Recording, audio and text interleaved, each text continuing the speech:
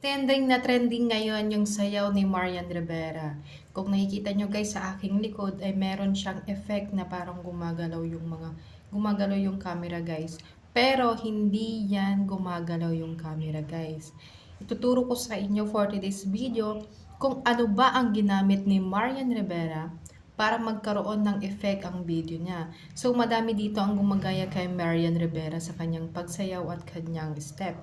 Pero, hindi nila magaya yung ginagawa niyang background para magkaroon ng effect ang kanyang video. So, for this video guys, maalaman nyo na ano pang hinihintay nyo. So, bago ang lahat guys, bago ko ituro sa inyo, huwag niyong kalimutan mag-follow sa aking Facebook at mag-like dyan at mag-share sa aking video.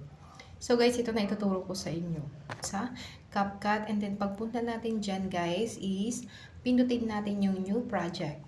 So guys, andito tayo sa aking album. Kumuha tayo ng isang video na gagawin nating example para magkaroon tayo ng effect sa ating video. Pagkatapos nyong mag-add guys ng ating mga video, isanapin nyo yung camera tracking. And guys, pumili kayo ng kung anong gusto nyong movement dito sa face o sa body. Diyan po mag-ano yung mga effect na sumasayaw. Kung napapanood nyo yung sayaw nila, ano na yun, yung mga sikat na yung magkakapatid na tatlo, si Liana. Yan guys yung ginagamit nilang effect, no?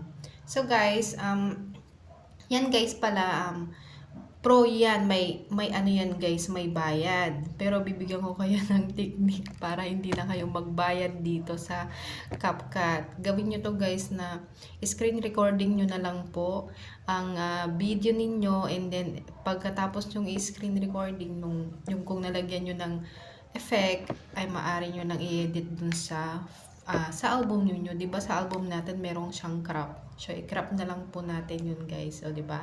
Meron na tayong pangmalakasang effect sa pagsayaw, mas lalo diyan sa mga sumasayaw na gumagaya kay Marian Rivera. Ito na yung gawin nyo. So guys, thank you. Hanggang dito muna tayo guys. Maraming salamat po sa inyong panonood sa aking video. Yan, nasayang na naman ang inyong panonood sa aking video. Natisa naman kayo sa aking ilong. So thank you so much guys for watching. Don't forget to follow and share my video. Bye guys. See you next video. Bye.